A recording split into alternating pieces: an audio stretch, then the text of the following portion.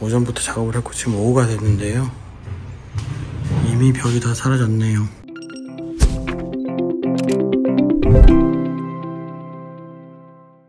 안녕하세요, 크레용팜의 크레용입니다. 저희 호리존 스튜디오 운영했던 거 아시는 분은 아실 텐데요, 아쉽게도 폐업을 결정하였습니다.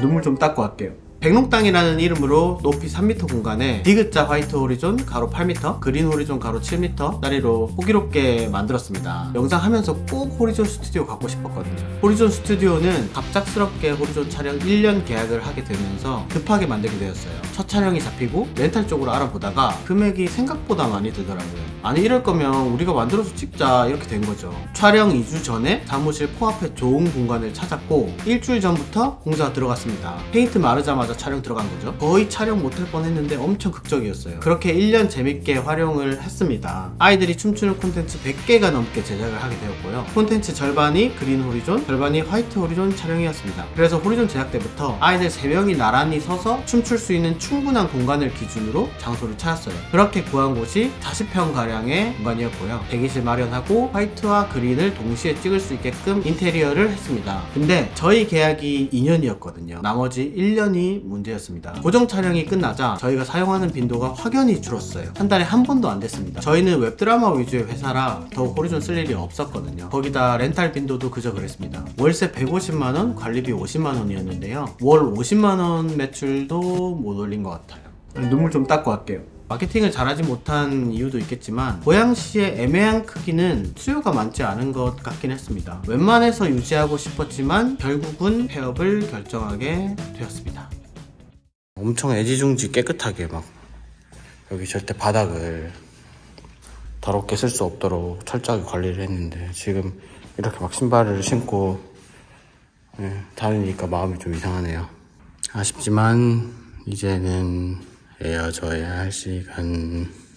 나중에 이런 공간을 또 2년 동안 가져봤다는 게 또 기억에 좋은 추억으로 남아있겠죠. 오전부터 작업을 했고 지금 오후가 됐는데요. 이미 벽이 다 사라졌네요. 지을 때는 그래도 일주일 정도 한 것 같은데 철거는 금방이네요.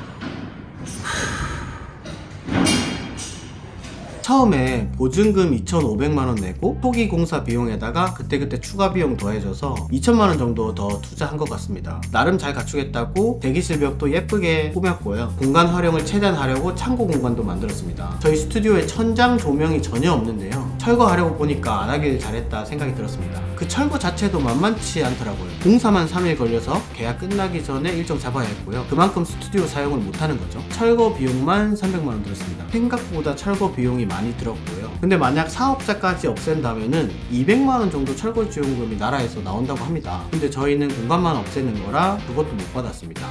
눈물 좀 닦고 할게요. 그리고 마지막까지 머리 아픈 일이 있었는데요, 저희는 처음에 그 렌트프리 3개월을 받고 들어왔는데요 2년 계약 끝나고 나간다고 하니까 공간 주인이 3개월치 렌트프리 비용을 내놓으라는 겁니다. 400만원 정도 되는 금액이었고요. 이거 빼고 보증금을 준다는 거죠. 솔직히 좀 많이 당황스러웠어요.